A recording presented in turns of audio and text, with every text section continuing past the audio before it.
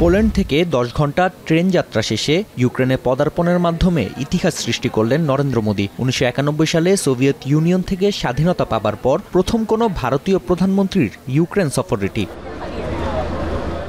রাজধানী কিয়েভে অবস্থিত মহাত্মা গান্ধীর ভাস্কর্যে শ্রদ্ধা জানানোর সময় স্থানীয় ভারতীয়দের উষ্ণ অভ্যর্থনা পান ভারতের সরকার প্রধান।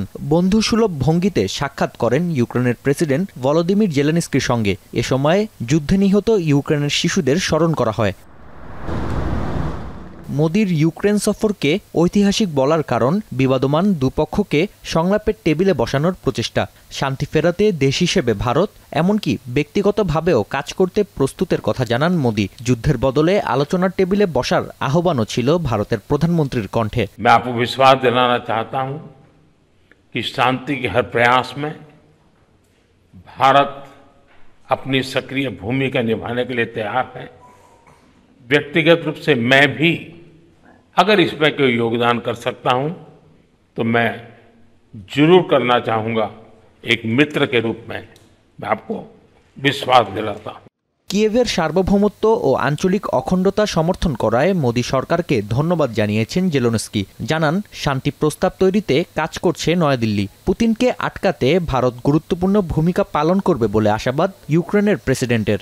I think that India began to recognize that this is not just conflict, this real war of one man, and his name is Putin, against whole country, which name is Ukraine.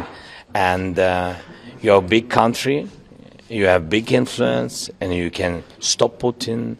এদিকে সংবাদ সম্মেলনে ভারতের পররাষ্ট্রমন্ত্রী জানান, মস্কোর কাছ থেকে জ্বালানি তেল কেনা রাজনৈতিক কৌশল নয়, বরং ব্যবসায়িক কৌশল। I think the fact that the market is tight, that today big suppliers like Iran and Venezuela, who used to supply India, are constrained from operating freely in the markets, I think is a factor which needs to be taken into account.